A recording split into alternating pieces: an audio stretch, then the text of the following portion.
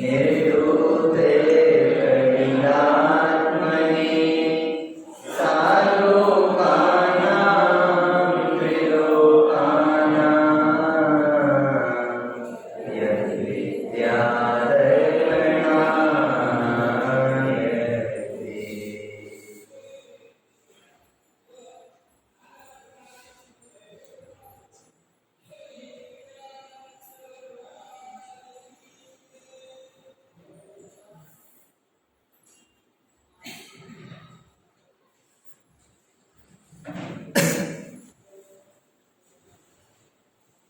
बोलिए उत्तम ब्रह्मचर्य धर्म की जय।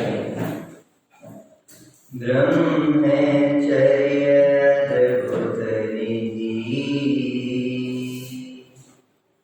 राखो सदा बचाए, विषयी तस कर जग फिरे दृढ़ नौ पाड़े लगाए।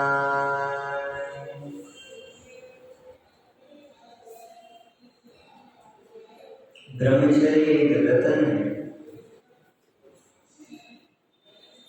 जैसे अपन रत्नों की संभाल करते हैं, वैसे ही अपने जीवन में इस ब्रह्मचर्य की भी संभाल हमारे लिए करनी ही चाहिए।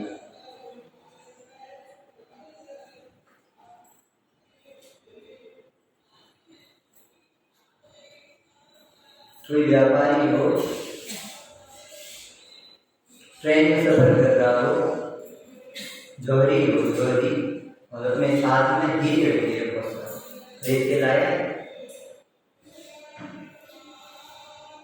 घर तक पहुंचना है उसे सही चलाना, और उसे ये भी मालूम है पीछे जो बैठा है वो चोर है,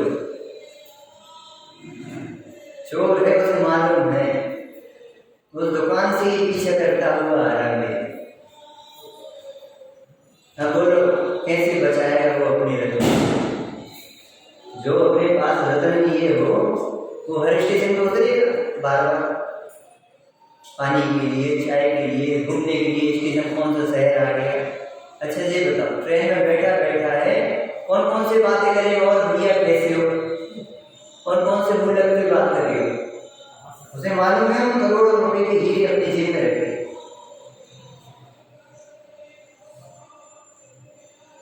कहीं लड़ाई हो गई बाजी वाले डिब्बे में, बोगी में, कहीं भी, तो उसे देखने के लिए जाएगा। क्या क्या करेगा? उस सावधानी रखने के लिए क्या करेगा? वो करोड़ों रुपए के हीरो को सुरक्षित रखने के लिए वो क्या क्या करेगा?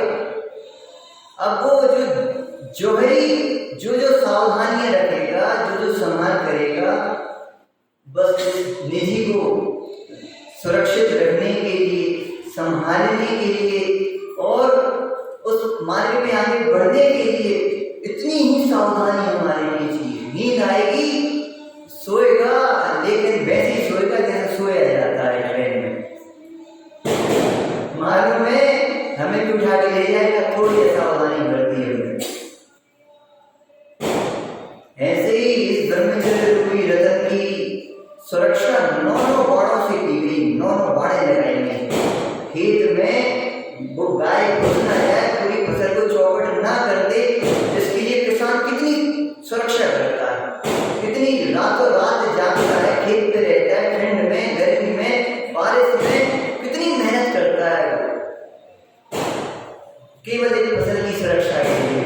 और जहाँ फसल की कटाई हो गई और फसल घर पे पहुंच गई, अब तो खेत की बाड़ ही खोल देता है। हमें कीमती चीज आ गई, अब हमें कोई चिंता नहीं। ऐसे ही जिसके लिए इन धर्मों की सुरक्षा करना सीखना होगा, उसे सर्व ओर से अपने उपयोग को समेटना सीखना होगा, उस समागम में रहना भी सीखना होगा, वैसा ज्ञानाभ्यास करना भी सीखना होगा, वैसा जीवन बनाना भी सीखना होगा। क्यों? ये निधि है, मतलब कोई कीमत नहीं है। जैसे प्लास्टिक के दाने लगे ना ऊपर आपके यहाँ, प्लास्टिक के, और दिखाई देते रत्नों जैसे चमकते, लेकिन उनकी कीमत कितनी? 10 रुपये का एक प्लास्टिक का वो होगा।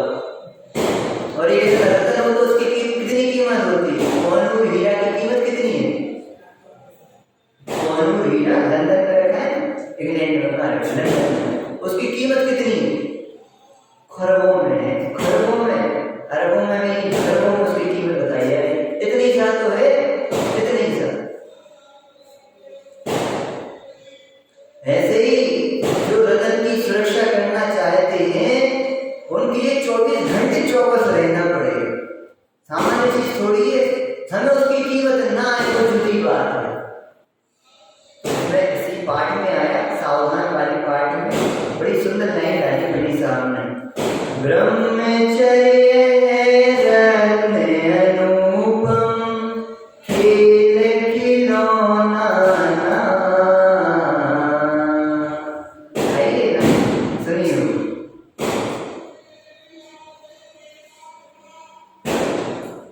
भैया खेल खिलौना नहीं। चलो आज ब्रह्मचर्य करने की पंचायत सुनाए। अरे तुमने तो बहुत छोटी सी चीज बना दी, ये तो जीवन है, इसकी चर्चाएं थोड़ी होती है, इसका तो जीवन जिया जाता है। और एक दिन की नहीं है, 365 दिन का आजीवन। हमारा शरीर कैसे सुरक्षित रहे? शील यानी स्वभाव, शील यानी स्वभाव। स्वभाव कैसा स्वभाव? स्वभाव तो अनादि अनंत अपने साथ है।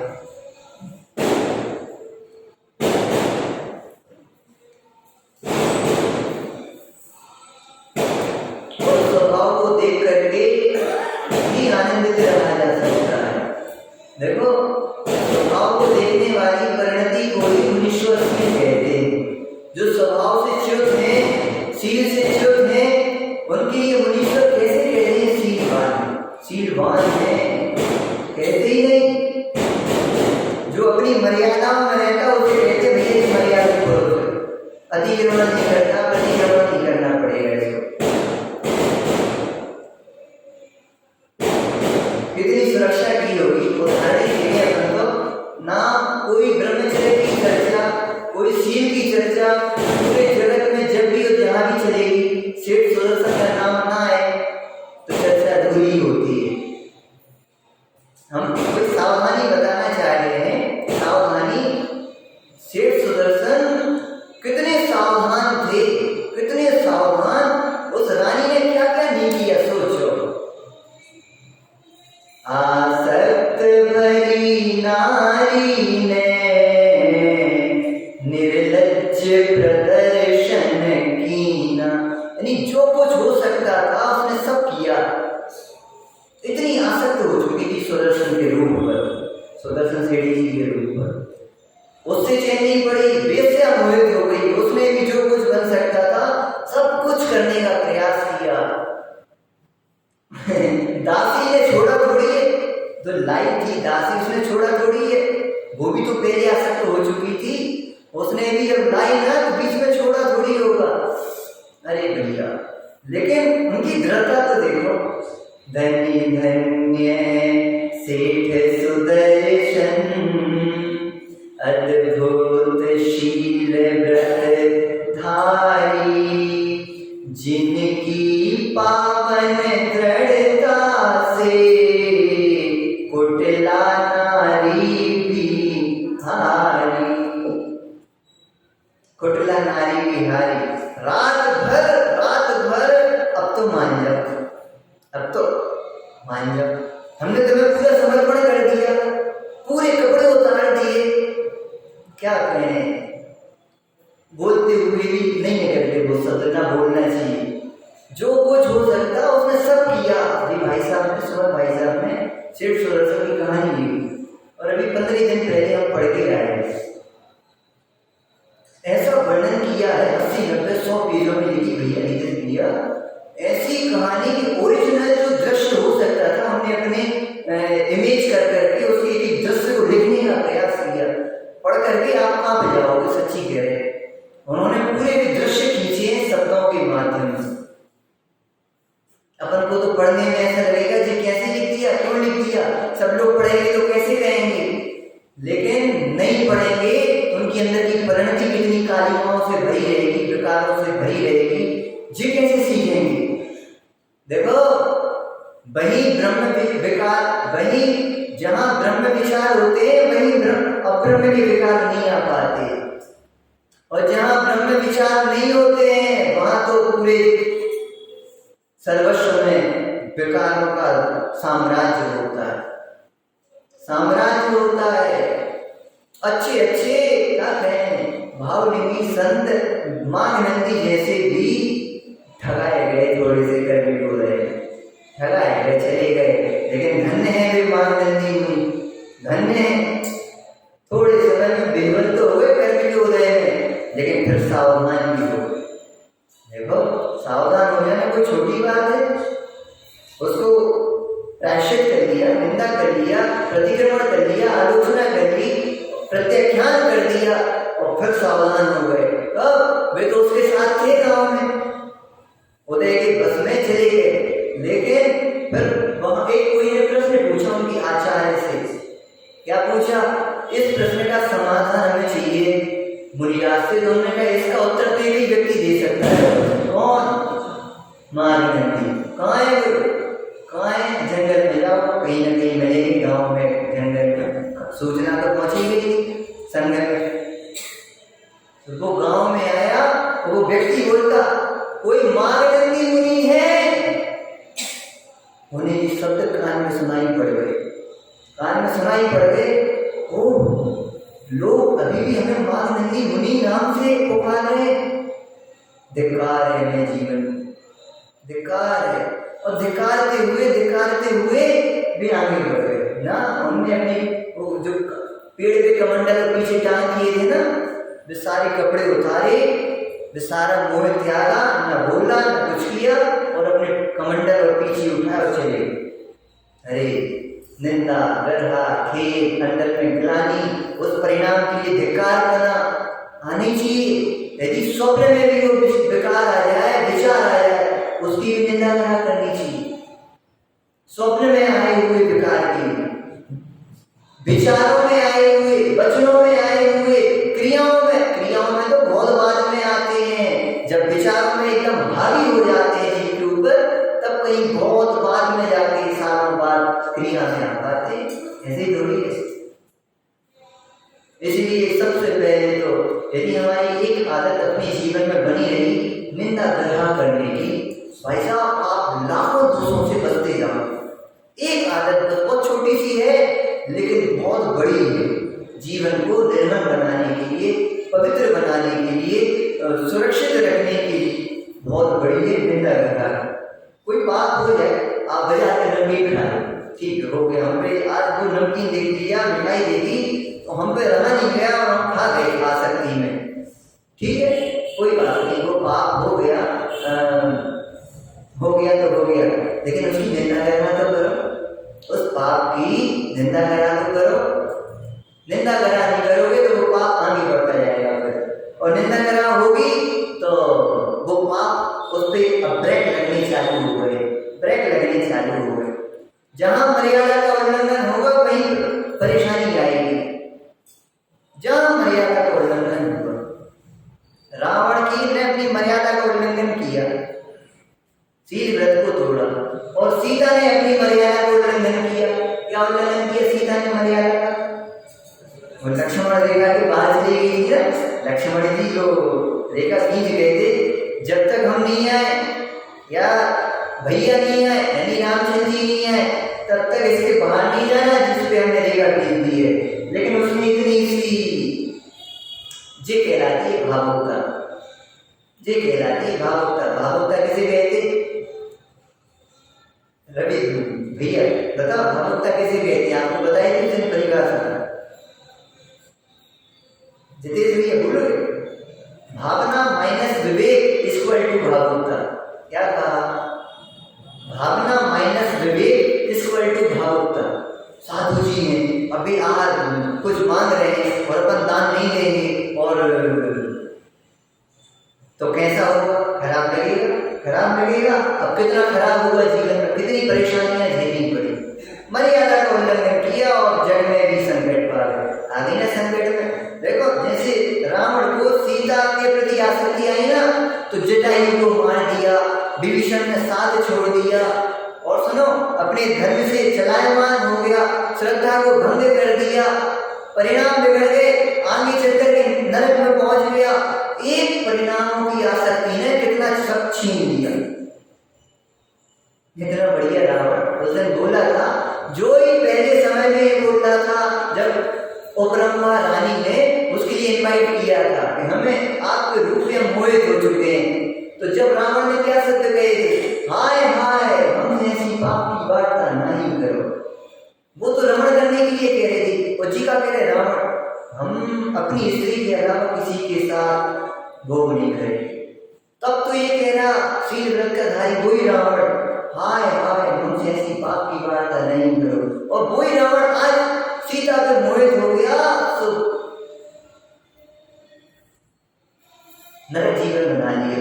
क्यों? मंदोदरी ने समझाया नहीं होगा, हम इतनी सारे हैं, 18,000 तुम्हें रानी आए, अरे कोई को पसंद कर लो, दूसरे की काय को हर गए। विभीषण ने नहीं समझाया होगा, अरे उनके पुत्रों ने, इंद्रजीत ने नहीं समझाया होगा, इतनी सारी मंत्री वगैरह थे, सैनिक थे, उन्हें समझाया नहीं होगा, समझाया नहीं होगा, सबने समझाया। लेकिन सूत्र लगावे, संस्कृत की सूक्ति है ना, विनाश काले विपरीत बुद्धि, जिसका विनाश काल आ जाता है वो किसी की नहीं मानता। सगे भाई ने छोड़ दिया, सब साथ छोड़ने तैयार हो गए, बिल्कुल नहीं तुमने गलत काम किया है, तुम्हारा साथ नहीं देंगे। चला गया रामचंद्र जी के पास, रामचंद्र जी के पास नहीं गया, न्याय के पास गया। दगा नहीं दिया उसने अपने भैया को, दगा दिया था, दगा नहीं दिया। न्याय का साथ जहाँ होता है, धर्म का वास वही होता है। जहाँ न्याय नहीं होता है, अन्याय होता है, धर्म उसके साथ नहीं होता। जब कौरव यहाँ से माँ के पास आशीर्वाद लेने गए और पांडव यहाँ से माँ के पास आशीर्वाद लेने गए, दोनों, तो माँ ने कौन सी माँ थी? कुंती, कुंती है ना, तो कुंती के पास दोनों यहाँ से गए, नाम कोई चेंज हो तो भैया सुधार लेना, हो सकता है हमें करणानी योग की संख्या बताने में और यहाँ कोई नाम बताने में हो सकती है कोई 19-20 गलती। जब यहाँ से कौरव आशीर्वाद लेने गए और यहाँ से पांडव आशीर्वाद लेने गए, मालूम तो माँ ने क्या आशीर्वाद दिया दोनों को? यतो धर्मस्ततो जया, बस एक आशीर्वाद दिया कि जिसके साथ धर्म होगा, न्याय होगा, नीति होगी, उसकी विजय होगी। तुम 5 हो कि 50,000, इससे कोई फर्क नहीं पड़ता, इससे कोई फर्क नहीं पड़ता। जिसके साथ धर्म होगा उसकी विजय होगी। यतो धर्मस्ततो जया। कितनी समझदार होती थी पहले की अम्माएं भी, आज की अम्माओं को भी इतनी समझदार होना चाहिए, न्यायपूर्वक कोई कार्य करना चाहिए। धर्म जिससे हमारा भंग हो रहा हो वो कोई कार्य नहीं करना चाहिए। अन्याय, अविवेक पूर्वक, अयत्नाचार पूर्वक चरणानियों की शैली आ गई। अयत्नाचार पूर्वक अपन सुबह से प्रक्षाल पाठ पर पढ़ते हैं, प्रक्षाल करते हुए यत्न से करते परिमार्जन पढ़ते, याद नहीं आप लोग, कुछ भी याद ही नहीं दिखाई, साथ में पढ़ते ही। हमें मालूम है पूरी जिनेंद्र रचना याद है, पूरी पंडित जी की पूरी पूजन याद हो गई, जितना ये बैराग पाठ, संग्रह पाठ ना, सारे पाठ याद हो चुके हैं। साथ में पढ़ने के अकेले नहीं पढ़ पाए बच्चे, बहुत सारे पाठ याद हो गए, बस पढ़ते पढ़ते पढ़ते पढ़ते पढ़ते पढ़ते पढ़ते पढ़ते पढ़ते। दूसरी कक्षा में योगल जी बाबू, दूसरी कक्षा पढ़ते थे ना, तब योगल जी बाबू जी की दोनों पूजने याद थी, दूसरी कक्षा। जिनेंद्र रचना की पूरी भक्ति याद है, आप लोग पढ़ते नहीं तो इसलिए याद नहीं होता है। इतने सारे रेफरेंस दे रहे बिना देखे, जो सारे रेफरेंस याद हैं, बारंबार विषयों को फेरते रहते हैं। पंडित जी ने सिखाया है, पंडित जी ने सिखाया, तुमने जो विषय पढ़ लिया थोड़े समय बाद उसको फिर से फेर लो तो वो पक्का हो जाता है, और थोड़े दिनों बाद फिर फेर लो तो और पक्का हो जाता है। इतनी सारी लाइनें हम कमरे में बैठ के याद नहीं करते तो सुनाते हैं, याद करके नहीं आते जितनी लाइनें बोलते हैं। पढ़ते बोलते बोलते बोलते बोल याद आ जाता है, जो अचानक आ जाता है, चाहे एक लाइन याद आ जाए, चाहे 2 लाइनें आ जाए, चाहे पूरा स्टेज याद आ जाए, 6 लाइनें, लेकिन पढ़ के नहीं आते। वहां में बस किताबें नहीं है कमरे में, बेरा के पाठ में किताबें नहीं, हम सोचते हैं 3-4 बार सोच चुके, मंदिर से उठा के ले जाएंगे, लेकिन जब जाते हैं तो कुछ ध्यान ही नहीं देते। कुछ कहना चाह रहे हैं भैया पढ़ो।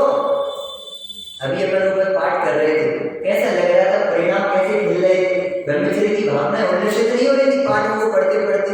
हो रही होंगी, ऐसा हो नहीं सकता ना हो।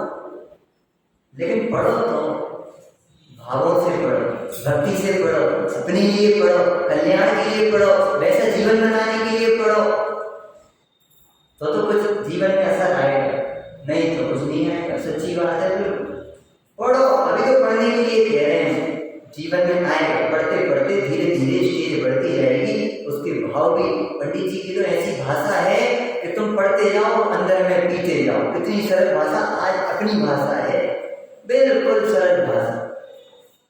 समझाने वाला नहीं हो तो कोई समझाने की जरूरत नहीं है। कुछ कह रहे हैं जो मनुष्यों में ब्रह्मचर्य को धारण करते हैं उन्हें देवता के समान कहा गया, उन्हें देवता के समान कहा गया, पवित्र कहा गया। ब्रह्मचारी सदा शुचि, वे सदा शुचि, उन्हें कभी सूतक लगते ही नहीं, पातक लगते ही नहीं है, उनके जीवन में कभी शुद्धता आती नहीं। लेकिन वे ईमानदारी से उस स्वभाव का सीन को देखते हुए, स्वभाव को देखते हुए जीवन जिए बस। उस आराधना और साधना में जीवन जिए बस। ऐसा पवित्र जीवन बनाने के लिए जीवन जिए बस। सबको बनाना चाहिए। 50 वर्ष के बाद तो हर व्यक्ति के लिए ब्रह्मचर्य व्रत का नियम लेना चाहिए, प्रतिज्ञा को, हर व्यक्ति के लिए। तब तो वो परिणामों में विशुद्धि हो जाती कर पाएगी। हम तो 80 साल के भी हो जाए, 90 साल के भी हो जाए, तो भी ब्रह्मचर्य को लिया जाता है। हमने तो शादी करी, हम तो गृहस्थ हैं, तो गृहस्थ भ्रष्ट थोड़ी होता है।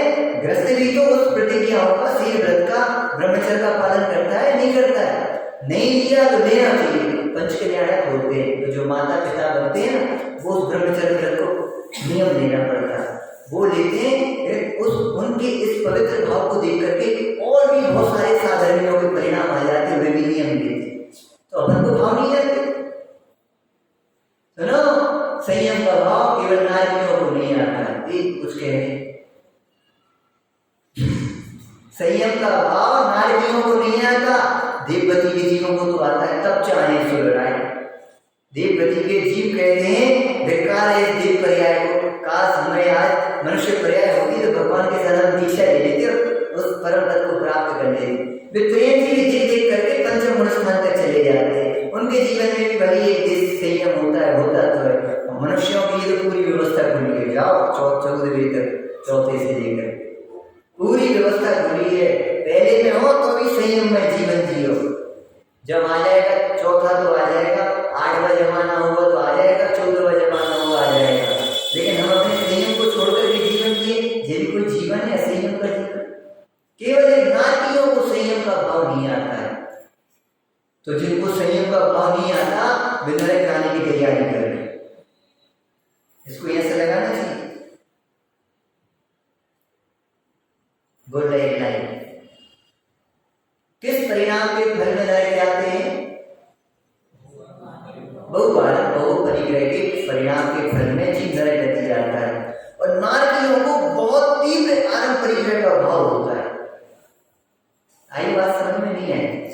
वहां कहाँ परिग्रह, तो फिर जी कहां से भाव आ गया? 3 लोग को नाच जो खाए, सिंधु नीरते प्यास ना जाए। अरे भोगने की चाय तो ऐसा होगा 3 लोग की सामग्री मिल जाए। अब पाप के उदय में एक दाना नहीं मिले, वो तो अलग बात। समझ में आई ना? हमें आपको 3 लोग की सामग्री खाने का भाव नहीं आएगा, हमें आपको नहीं आ सकता, उनको आएगा। क्यों? उस परिणाम के फल में वहां जाते हैं और वहां उन जीवों को तीव्र भाव रहेगा। उनकी क्रोध की प्रचुरता जैसी होती, आप तो उसमें अंश बराबर भी नहीं है नारियों की जितनी प्रचुरता होती है। कुछ कह रहे हैं ऐसी चारों कसायों पे लगाना, ऐसी चारों कसायों। मान कसाई की तीव्रता से, मान की कसाई की तीव्रता से कहाँ जाते? स्वर्ग में। और देवादियों को घनघोर अभिमान की पराकाष्ठा होती है। वे एक दूसरे के विमानों को, एक दूसरे के पद को, एक दूसरे के वैभव को देख करके जलते हैं बिना अग्नि के। बहुत खराब दुर्दशा है, अपनी बहुत अच्छी स्थिति है भाई साहब। बड़ा रोग शरीर का नहीं कहलाता है, बड़ा रोग कहलाता है मानसिक। रातों की नींद उड़ जाती है, रोटी खाने में मन नहीं रहता है, पूरा जीवन हराम हो जाता है। यदि मानसिक कोई टेंशन आ जाए तो सच्ची कह रहे हैं, सूख जाता है व्यक्ति रोटी खाते हुए भी, मानसिक टेंशन आ जाए। ऐसी मायाचारी को लगाओ, मायाचारी भी कैसे लगा कि मायाचारी के फल में कहाँ जाता है, त्रियंच गति में, और त्रियंच गति के जीवों को क्या होती है, तीव्रता से मायाचारी होती है। मायाचारी को देखो, छिपकली को देखो, ऐसी बैठी रहेगी और जैसे ही वहां मच्छर बैठा, मक्खी बैठी, कोई जीव उड़ के आया, छत्ती से जाके पड़ जाएगी। ऐसे ही मगर करता है, ऐसे ही लोमड़ी करती है, ऐसे ही शेर करता है, ऐसे जितने भी क्रूर हिंसक पशु उनके पैर देखे होंगे आपने, ऐसे होते गद्देदार, वे दौड़ेंगे, आपको आवाज नहीं आ पाएगी, जाके जड़ से पकड़ लेंगे। और जितने शाकाहारी पशु होंगे त्रियंच, उनके कठोर होंगे, चलेंगे तो पाँव, जो पहचान है शाकाहारी और मांसाहारी जानवर। यूट्यूब पे देखा था, कुछ कहना चाह रहे हैं। और जी गाय तो बहुत सरल है, बकरी तो बहुत सरल है, हिरण तो बहुत सरल, फिर जी यहाँ कहाँ से आ गया? अरे बहुत सरल, बहुत छोटे रूप में मायाचारी की होगी तो सरल परिणाम की धारी तो त्रियंच गति में पहुंच गए। अनेक प्रकार से मायाचारी होगी, अनेक प्रकार के चेहरे हो गए। एक व्याघ्र होता है, एक गोमुखी व्याघ्र होता है। गोमुखी व्याघ्र समझे, गाय के आकार जैसा, मुंह जैसा दिखने वाला शेर होता है। अपन ने देखे कितने प्रकार के, 2-3 प्रकार के तो देखे, सैकड़ों प्रकार के होते हैं। सबकी सबसे ज्यादा क्वालिटी होती है त्रियंचों की, सबसे ज्यादा जलचर, नभचर और स्थलचर।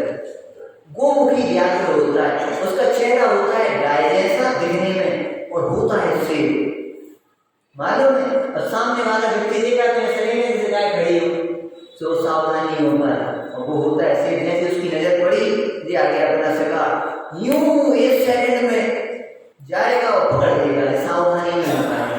ये सोचेगा गैया है, गैया है, भैया है, तुम्हें मौत है। गोमुखी व्याघ्र ज्यादा खतरनाक होता है व्याघ्र से, क्यों? व्याघ्र को देखने पर तो व्यक्ति सावधान हो जाएगा, छिप जाएगा, भाग जाएगा, लेकिन गोमुखी व्याघ्र को समझ ही नहीं पाएगा, वो तो अटैक करेगा और ले जाएगा उठा। ऐसे ये कसाएं हैं, उठा के ले जाती है, जीव को नरक में पटक देती, त्रियंच में ले जाती हैं, महाघोर स्वप्न सागर में पड़े, अति संक्लेश भाव धर्म मरे। ऐसे ही अब्रह्म के भाव है भैया, दूसरों के शरीर में रमना ही अब्रह्म नहीं है, इस शरीर में रमना भी अब्रह्म है। जी हमारा शरीर कितना सुंदर है, अरे वाह बहुत बढ़िया बॉडी बन गई, अरे मर जाओ, बॉडी ले जाके बढ़िया बन जाओ। जो जहां सुख मानता है वहीं मरता है, कुछ कहा। जो जहां सुख मानता है, जिस अंग से पाप करता है उस अंग में जाकर के जन्म लेता है। कुछ कह रहे हैं, बड़ी बात है बहुत। जिस तुम्हें रसगुल्ला पसंद है तो रसगुल्ला में जाने की तैयारी कर ली, कचौड़ी पसंद है कचौड़ी में जाने की तैयारी कर ली, चीकू पसंद है चीकू में चले जाओ, सेव पसंद है सेव में चले जाओ, केला सबसे अच्छा लगता है केला में चले जाओ। बोलो सबसे अच्छी कौन सी चीज लगती है भाई जी बताओ? अब किसी की आवाज नहीं निकल सकती, आवाज नहीं निकल सकती तो मौन वचन मुक्ति के धारी हो जाएंगे। बोलो भैया सबसे अच्छी कौन सी मिठाई लगती है? नहीं बोल रहे तो नमकीन बता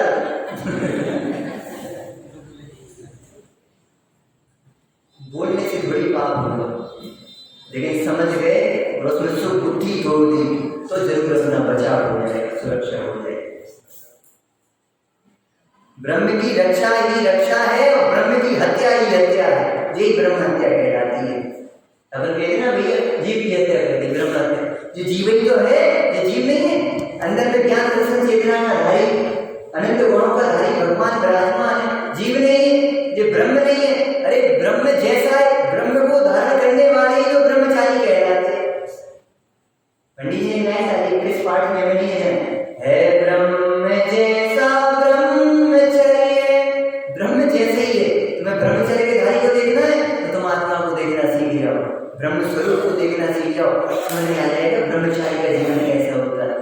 जो 24 घंटे अपने को ब्रह्म रूप देखते हुए जीवन जीते हैं वे सच्चे ब्रह्मचारी, और जो अपने को ब्रह्म स्वरूप देखते हैं दूसरों को भी ब्रह्म स्वरूप देखते हैं वे सच्चे ब्रह्मचारी।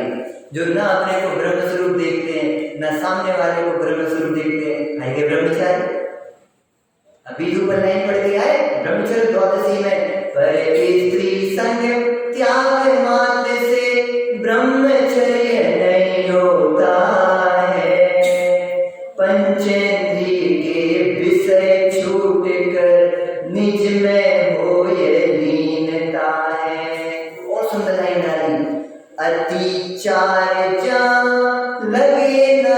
कोई, ब्रह्म भावना घड़ी घड़ी।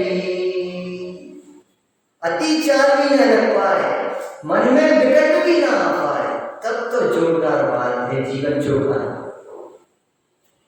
नहीं तो क्या है? जैसे नामधारी जैनी होते हैं, कुलधारी जैनी होते हैं, और एक सच्चे जैनी भी होते हैं, एक व्यवहार दृष्टि से जैनी होते हैं। ऐसे ही ब्रह्मचारियों में भी ऐसा लगाना चाहिए, त्यागियों में लगाना चाहिए, संतों में लगाना चाहिए, महंतों में लगाना चाहिए, सब में वो प्रोसेस चलेगी। बाहर का एक एक उदाहरण परमार्थ में घटित होता है, आप पे लगाना आता हो तो लग जाता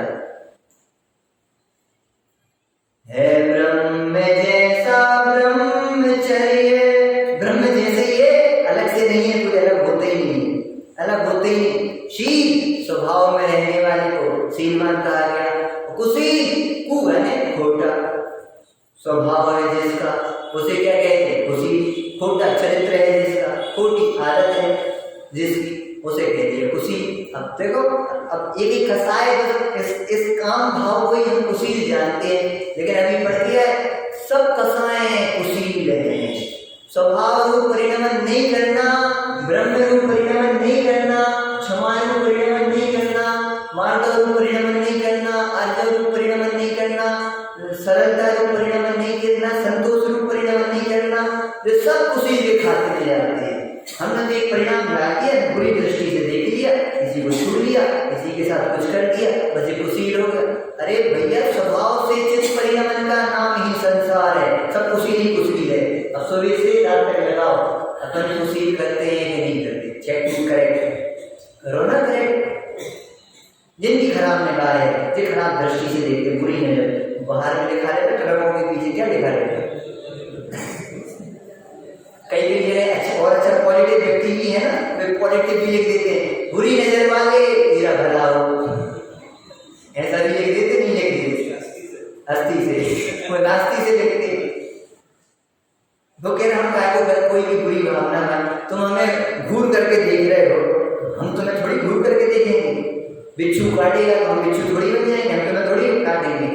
सज्जन अपना काम करते हैं, बिच्छू अपना काम करते हैं, घूरने वाले घूरते रहते हैं, सज्जन पुरुष विवेक से काम करते हैं, अपने स्वभाव को परिणमन करके, क्षमा रूप सरलता को परिणमन करके चले जाते।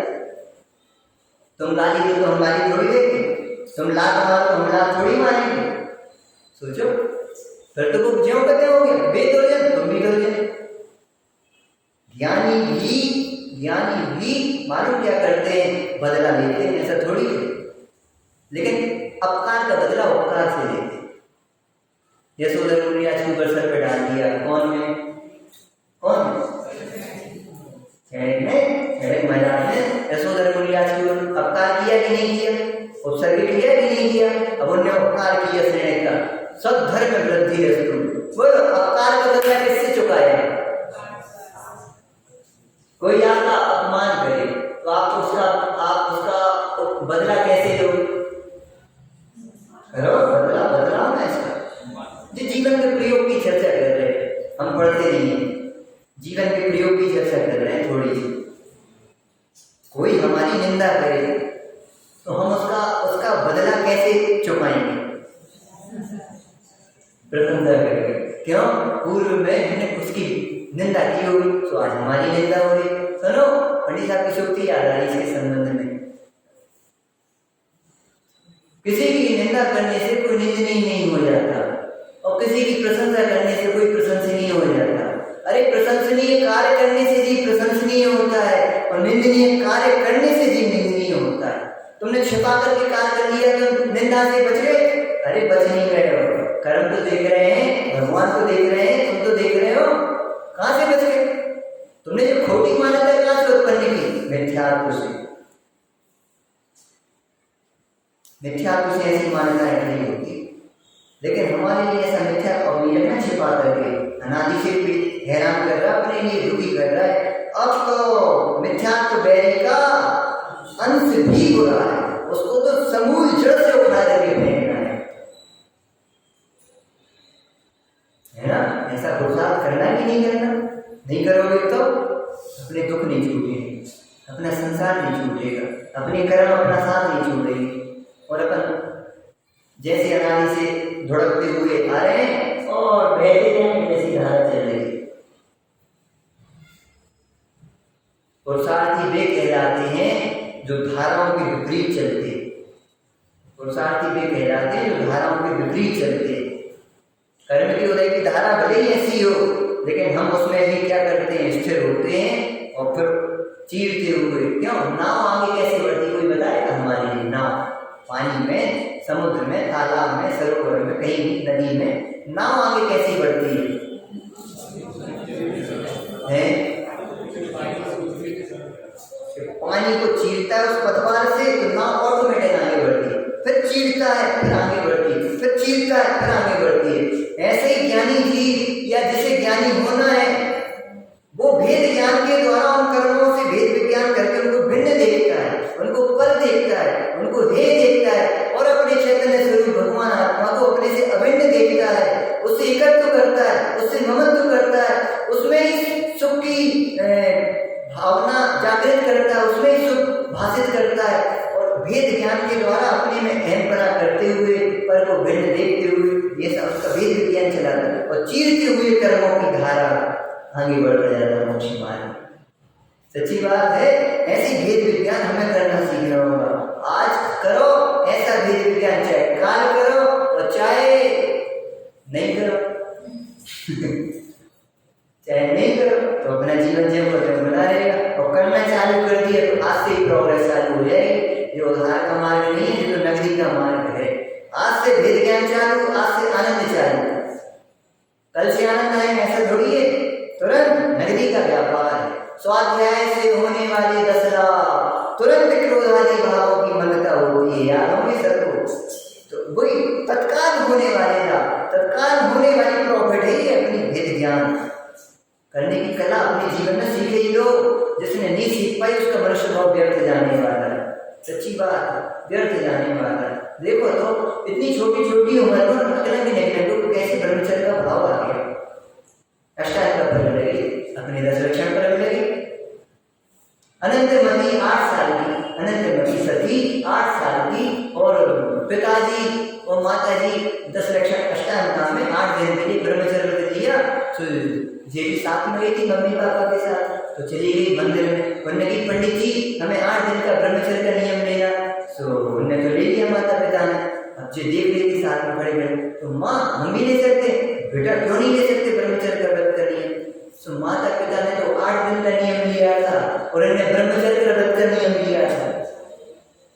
ब्रह्मचर्य व्रत का नियम लिया, यानी कि 8 दिन का नहीं लिया, 8 दिन का नहीं लिया, उन्हें तो आजीवन कर लिया। अब जब थोड़ी सी बड़ी हो गई, सुंदर हो गई, अब वो उपद्रव क्या क्या हुए वो तो सबको ज्ञान में, लेकिन अब उसके बाद जब बड़ी हो गई, शादी की बात आई, तब उसने कैसी सुंदर सुंदर बात कही। हमने ये इसलिए मंगाई थी कि उसकी बुलाएं बड़ी साहब ने बड़ी अच्छी लिखी है, हमें उसका पढ़ने का भाव अंदर में आ रहा है।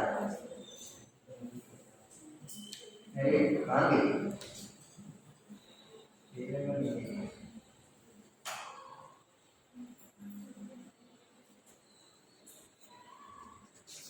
समय चला गया।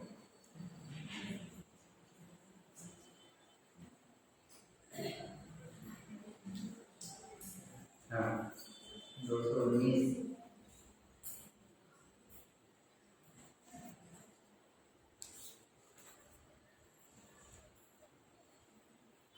जब प्रसंग शादी का आया, बोली पितु क्या करते हो? आपने तो ब्रह्मचर्य लिया था और हमें दिलाया था, हमें तो ब्रह्मचर्य, अब आप शादी की के ऐसी बातें कर रहे हो?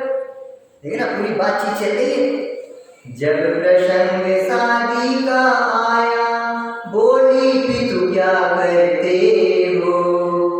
ब्रह्मचर्य सा नियम छोड़ा भोगों में प्रेरित करते हो। क्या हो गया पिताजी? आप तो ब्रह्मचर्य की इतनी महिमा करते थे,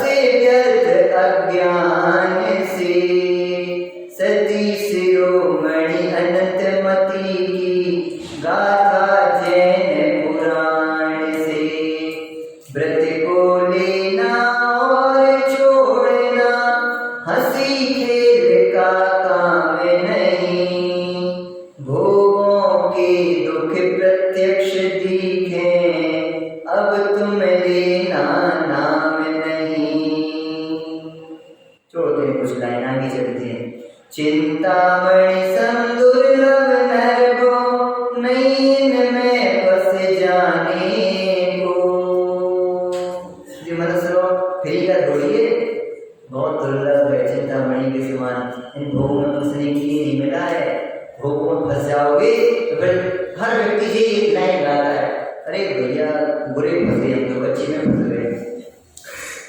तो पहले कही तो थी तुमसे, अरे अब पहले तो हमें मिठाई लग रही थी, अब जहर लग रहा है। क्या कह रहे हैं यहाँ पर, चिंतामणि संदुर्लभ नरभो नैन में फंस जाने को, यह भो हमें सुप्रेरित करता चिदानंद रस पाने को। भोगों की अग्नि में अब जीवन हवन नहीं होगा, क्षणिक सुखाभासों में शाश्वत सुख का दमन नहीं होगा। निज का सुख तो निज में ही है। सुखी होने के लिए तो शादी करता है व्यक्ति, काय के लिए करता है? भोगों को, 5 इंद्रियों के भोगों को काय के लिए चाहिए? काय के लिए चाहिए? सुखी होने के लिए। लेकिन यहाँ कह रहे हैं परमार्थ से, निज का सुख तो निज में ही है, देखो सम्यक ज्ञान से। सती शिरोमणि अनंत मति की गाथा जैन पुराण से। अब जो लाइन आ रही है, अब ये सुनाना था हमें। तो अब मैं पीछे नहीं हटूंगी, ये देखो दृढ़ता, ये दृढ़ता होती है। अब मैं पीछे नहीं हटूंगी, ब्रह्मचर्य व्रत पालूंगी, शील वारणो धारण करके अंतर ब्रह्म निहारूंगी।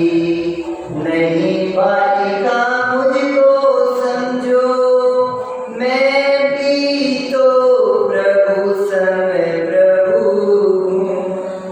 बस इतनी तो सब पूरी पढ़ाई हो गई जिनारों की, ब्रह्मचर्य मजबूत हो गया इतनी पढ़ाई में।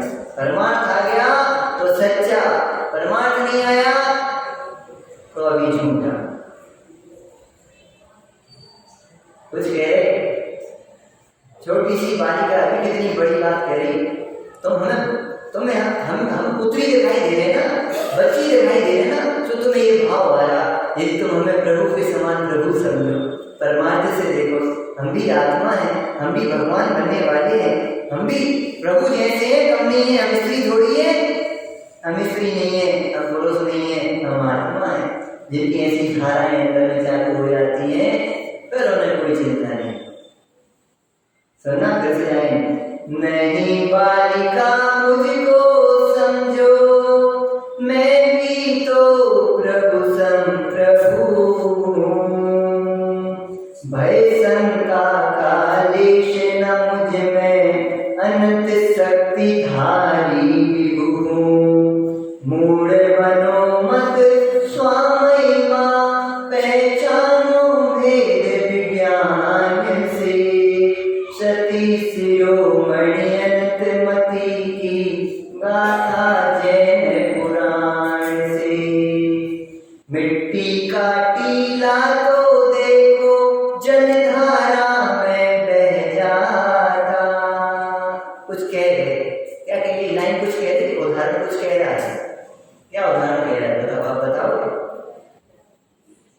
मिट्टी का टीला तो देखो, जलधारा में बह जाता। यानी जिनके निर्णय ठोस नहीं होते हैं, बेचारे इसी बातों में आ जाते हैं, रुड़ जाते हैं। अभी उतने चमत्कार कर रहे, भगवान भी ऐसे थोड़ी है, चलो आओ चलो।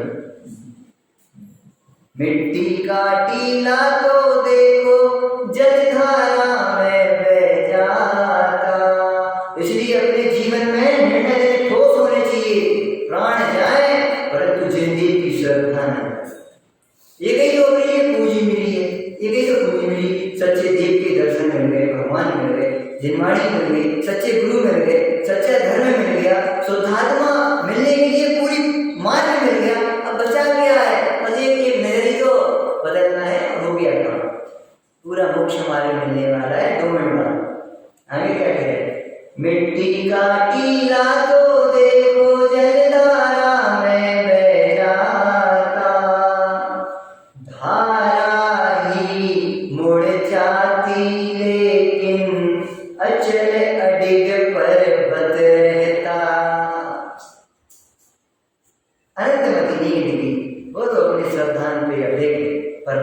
समान। सम्यक दृष्टि, समय सारणी में गाथाएं हैं, सम्यक दृष्टि का श्रद्धान कैसा होता है? मेरू के समान, है ना, गाथाएं हैं। हमें शब्द याद नहीं आ रहे एकदम बताते हैं आपके, इसमें जो शब्द बड़ी लिखी है। सम्यक दृष्टि भवति नियतम ज्ञान वैराग्य शक्ति। सम्यक दृष्टि को ही ऐसी ज्ञान वैराग्य शक्ति होती है। अरे ऐसी ज्ञान वैराग्य शक्ति सम्यक दृष्टि के ही होती है। दोनों लाइन अलग अलग है। वहां से सम्यक की महिमा की गई, यहाँ से उसकी शक्ति की महिमा। सम्यक दृष्टि भवति नियतम, ऐसा साहस सम्यक दृष्टियों को ही हो पाता है, सबको नहीं हो पाता। सारी बात समझ में? इतना साहस अपने जीवन में बना के रखना, निर्णय के 24 घंटे के अंदर श्रद्धान बनाना बुद्धिपूर्वक। हम आदमी है, शरीर नहीं है। दिन भर कार्य करना पड़े, बैठने का समय नहीं मिले, तो भी अंदर में तत्व ज्ञान की धारा ऐसी बहनी चाहिए। कहाँ किया हमने कुछ? हमने छुआ भी कहाँ है? हम करता है कहाँ? ये निर्णय जोरदार कहलाते। आइए एक लाइन और पढ़ रहे बस। ध्रुव कीली के पास रहे वे दाने नहीं पिस पाते हैं, छिन्न भिन्न पिसते हैं वे ही कीली छोड़ जो जाते हैं। क्या कह दिया? क्या कह दिया लाइन में मालूम? ध्रुव कीली के पास रहे, चक्की होती है चक्की, तो चक्की में सेंटर पॉइंट होता है और वो स्थिर होता है, और उसके पास जितने गेहूं छिड़ जाते हैं ना, तो वो तो सिर्फ बने रहते हैं, और जो कीली को छोड़ के यहाँ वहां बिखर जाते हैं, पाट में आकर के पिस जाते हैं। ऐसे ध्रुव कौन है? ध्रुव कीली कौन है? ये अपना चैतन्य भगवान ध्रुव कीली है। जो ध्रुव कीली को पकड़े रहते हैं वे तो 4 गति 84 लाख योनियों के चक्र में पिछले से बच जाते हैं, और जो ध्रुव स्वभाव को छोड़ करके जीवन जीते रहते हैं, मस्ती करते रहते हैं। मस्त है क्या? भोगों में मस्त होते हैं, जीव नहीं होते? शब्द पूछ रहे, भोगों में जीव मस्त होता है कि नहीं होता है? होता है? नहीं, भोगों में जीव मस्त नहीं होता, मस्त होता है। मस्त तो ज्ञानी होते हैं। चक्के 7 गुणस्थान के झूले में स्वभाव के में अकेली करते हैं, वे मस्त होते हैं, यानी आनंद होता है। जी तो मत होता है भोगों में। ध्रुव कीली के पास रहे वे दाने नहीं पिस पाते हैं, छिन्न भिन्न होते हैं वे कीली छोड़ जो जाते हैं। सुन लो, यदि एक ध्रुव को छोड़ करके जीवन जिया तो 4 गति 84 योनियों में से चने की भांति पिस जाओ, आटा बन जाएगा, मुरमुरा भी नहीं मिलेगा। कुछ कहना चाह रहे हैं, एक इस भाव में अपने लिए जो ध्रुव तत्व की चर्चा ही मिल गई ना, जिसकी चर्चा इतनी सुंदर, तो वो कितना सुंदर होगा। देखना, उसको देखने के लिए जीवन मिला है, और 24 घंटे उसी को देखते रहे। कुलभूषण देशभूषण का नाम सुना है आपने? कुलभूषण देशभूषण, देखो तो इतनी पढ़ाई कर रही है, आए रथ पे चढ़े थे, और एक बहन दिख गई सामने। बहन थोड़ी दिख रही थी,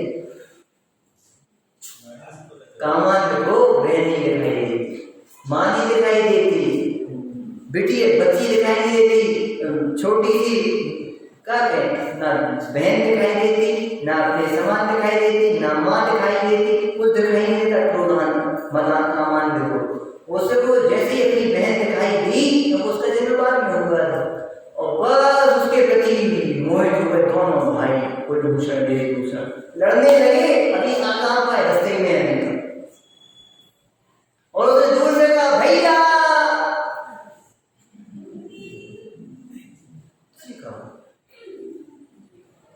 भैया आरती लिए थी, भैया बहुत पहली बार भैया को देख रहे हैं, हमने तो जब से जन्म हुआ भैया को देखे ही नहीं।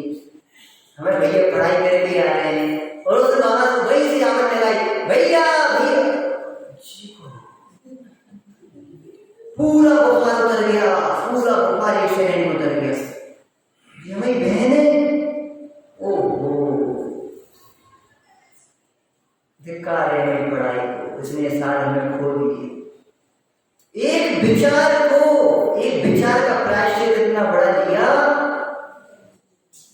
वो बहन कह रही भैया लोगों को इतने दिन में आए नहीं, हमने जो पाप किया है उस पाप का प्रायश्चित तो केवल जैनेश्वरी दीक्षा लेने पर ही उतर पाए।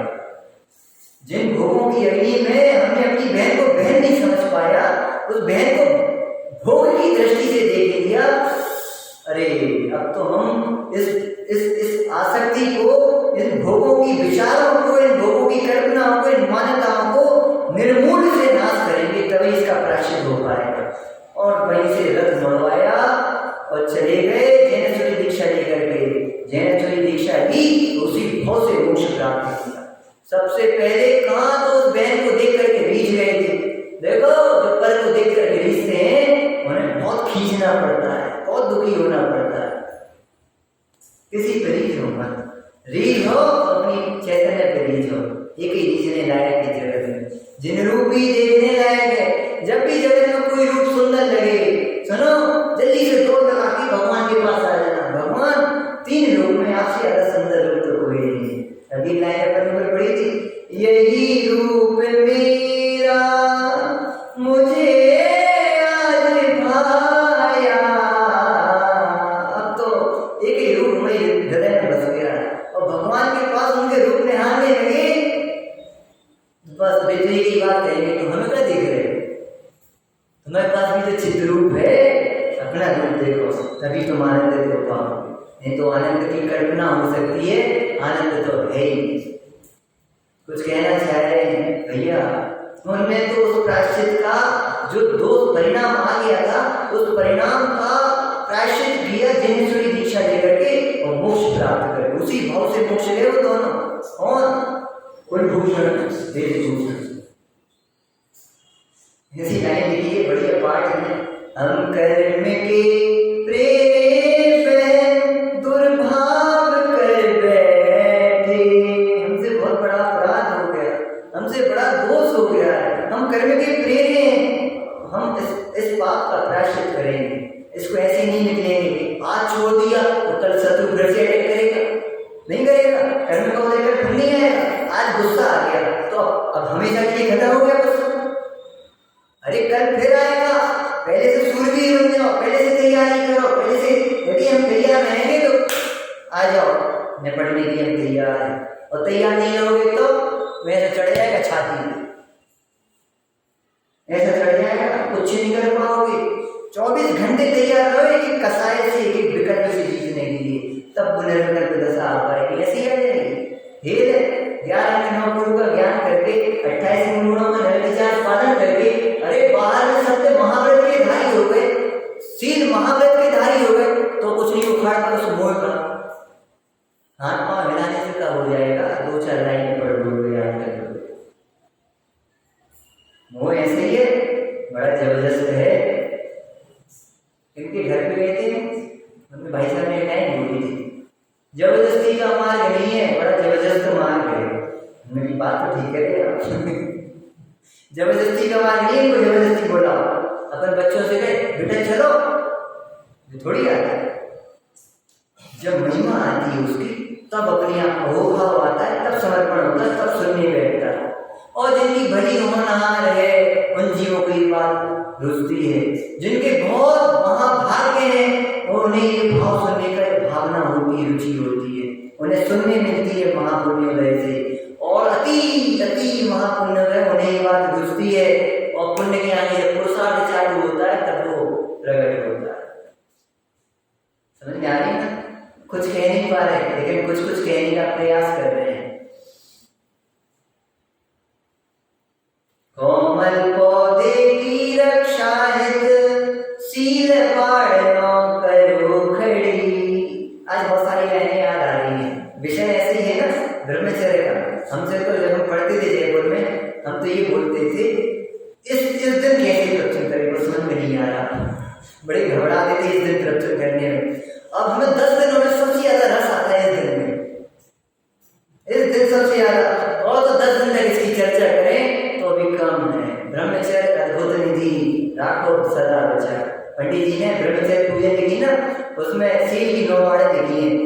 आपने याद ही नहीं की होंगी, याद कर लेना, 100 रुपये भेज देंगे मम्मा इनसे आपके अकाउंट में। कुछ कह रहे हैं, याद कर लेना, 18 लाइनें हैं बस, एक दिन में याद हो जाएंगे, याद करने जाओगे। हे स्त्री संग जो दुखकारी, अब पुरुष के लिए लगा लो, पुरुषों को स्त्री का संग नहीं करना चाहिए, स्त्रियों को पुरुषों का संग नहीं करना चाहिए, काहे के लिए? अपनी सीधी की सुरक्षा करने, न देखना चाहिए। सुबह पूजन पड़ी थी, रात भरी दृष्टि से नहीं देखना, उनके मनोबल अंगों को नहीं देखना, उपांगों को नहीं देखना, ये सब कुदृष्टियां हैं, संधि दृष्टियां हैं, कुशील है। उनके संबंध में विचार करना, उनका चिंतन करना, पीछे पीछे फोन पे बातें करना, भाई साहब बहुत कठिन है, लेकिन जिन्हें इस पवित्र मार्ग की ख्याल है तो ये बहुत सरल है। तीनों लोगों को छोड़ा जा सकता है ब्रह्मचर्य की पवित्रता बनाने के लिए, तीनों लोगों को छोड़ा जा सकता है। एक स्त्री को उसकी याद करना तो बहुत छोटी सी बात है, जिसे इसकी महिमा है उसके लिए खेल है, और जिसे इसकी महिमा नहीं अंदर है उसके लिए जेल है। इसीलिए ज्ञानियों को कला है ब्रह्मचर्य का धारण करना, अज्ञानियों को बला है ब्रह्मचर्य। ब्रह्मचर्य के नाम से कांपते हैं लोग, कांपते हैं भैया, हम पे बहुत कठिन है, कठिन तो रहेगी। जिसे भोगों में आनंद आ रहा है उसे मोक्ष मार्ग में आनंद कैसे लग सकता है, ब्रह्मचर्य में आनंद कैसे लग सकता है? समता का आनंद उसने लिए ही नहीं है तो भोगों का आनंद छूटेगा कैसे? इसके बल पे आनंद आता है, उनके बल पे आनंद थोड़ी आता है, छूटे ही नहीं सकता रस। रस को छोड़ने के लिए भी अंदर में चैतन्य का रस पीना आवश्यक नहीं, अनिवार्य है। इसलिए भैया अपने जीवन में आज से भावना भाना चालू कर देना, 1 साल के अंदर उस नियम को ले लेना और उसको फिर जीवन आमूलचूल निर्वाह करने के लिए ले लेना। नियम सरल है, उसका निर्वाह करना बहुत कठिन है, बहुत कठिन है, खेल थोड़ी है। क्योंकि मन से, वचन से, काय से, कृत से, कार्य से, अनुमोदना से भी ये दोष ना लग जाए, अतिचारी ना लग जाए, खेल है। अभ्यास से ये सब सरल है, अभ्यास से सारी चीजें सरल हो जाती हैं। देखो धर्म तो महान है, लेकिन इस धर्म को सर्व धर्मों का शिरोमणि कहा गया, सब धर्मों का राजा कहा गया, चक्रवर्ती के समान कहा गया है, सब व्रतों में सबसे बड़ा व्रत कहा गया है, और जो इसे धारण करते हैं वे ही महान कहे गए जगत। देखो अपनी बुनियाद, आपने एक चीज ध्यान दी होगी, इन 10 दिनों में ये 10 धर्म किनके जीवन में होते हैं? ये 10 धर्म किनके जीवन में होते हैं? सभी ज्ञानी के जीवन में होते हैं, मुनिराजों के जीवन में होते हैं, है ना। मुनिराजों के जीवन में परिग्रह का त्याग होता है, मुनिराजों के जीवन में ब्रह्मचर्य महाव्रत होता है, मुनिराजों के जीवन में मुक्तियां होती हैं। हमें जीवन में मुक्तियां थोड़ी होगी, समझ में आ रही है?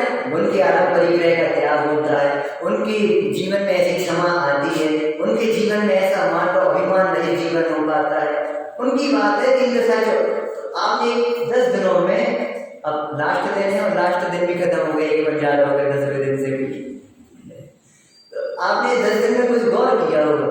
हमने बुनियादों की चर्चा तो की नहीं, उनके लक्ष्य से हमने एक भी दिन नहीं बोला, उदाहरण दिए अपने जीवन में, लेकिन पूरी की पूरी 10 दिन जो चर्चा की ना 10 धर्मों की, वो पूरी की पूरी चर्चा की हमने अपने जीवन के लक्ष्य में रखते हुए। क्यों? जो नियम मुनिराजों के लिए स्वर्ग देश होते हैं, वे श्रावकों के लिए देश होते हैं। वे 5 व्रत महाव्रत के रूप में मुनिराजों के लिए होते हैं, 9 कोटि से। वे 5 अणुव्रत अपने जीवन में होते हैं स्थूल रूप से। छोटा सा बच्चा होता है तो उसकी उंगलियां थोड़ी होती हैं, बस एक चेहरा होता है, बस उसका पैर में तो 3 उंगलियां होती हैं, ऐसा होता है। कैसा होता है बच्चा? छोटा सा इतना सा बच्चा होगा, बिल्कुल नन्हा सा, और उसकी 5 उंगलियां होंगी, दोनों हाथ होंगे, एक आंख होती है, छोटे बच्चे की एक आंख होती है, एक कान होता होगा। कैसा होता है? A to Z पूरे अंग होते हैं, बस उसके छोटे छोटे होते हैं, और बड़े पुरुषों के इतने बड़े बड़े हो जाते, इतना बड़ा 6 फुट का हो गया। बात समझ में आई? ऐसे ये बनाए छोटे से, नन्हे से, प्यारे से। तो अपने पे 5 अणुव्रत, सारी चीजें सत्य, अहिंसा, अहिंसा, सत्य, अचौर, शील और संतोष, अपरिग्रह अपने छोटे छोटे रूप में होंगे, स्थूल रूप में होंगे, वे मुनिराजों के जीवन में है। सर्वांग रूप से होंगे, सर्वदेश रूप से होंगे, इनका पालन करना एक देश रूप से। इसलिए हमने मुनिराजों के जीवन तो उनको मालूम ही है, अपने जीवन में तो कोई कसाई चौकड़ी है नहीं, तीन कसाई चौकड़ी उनने तो वो आनंद ले रहे, उनकी चर्चा क्या करें। अब हमें वो आनंद लेना है, तो हमने पूरी की पूरी चर्चा की अपने जीवन को लक्ष्य में रखते हुए। ये प्रश्न सबको हो सकता है, आपने किया हो चाहे नहीं किया हो, हमने पूरी की पूरी चर्चा की अपने जीवन में ढालते हुए। क्यों? इस मार्ग की ओर अग्रसर हो। और नहीं होगे, जब तुम्हें छोटे ही अंगे काम में नहीं हो पाएंगे तो बड़े कैसे होंगे, ये तो बताओ। छोटे श्रद्धा नहीं कर पाओगे तो चर्या में आगे कैसे बढ़ पाओगे? कुछ कह रहे हैं, समझना। तो इसीलिए अपनी श्रद्धा को सम्यक बनाते हुए, इस महान उत्तम ब्रह्मचर्य को अपने जीवन की वस्तु बनाते हुए और शील को अपने जीवन में धारण करते हुए, 9 कोटि से उसकी रक्षा करते हुए अपना जीवन पवित्र बनाएंगे तो जरूर हमारा जीवन भी आनंदमय, सुखमय, भगवत जैसा बनेगा। ऐसा जीवन अपन सभी का बने, इसी में भावना।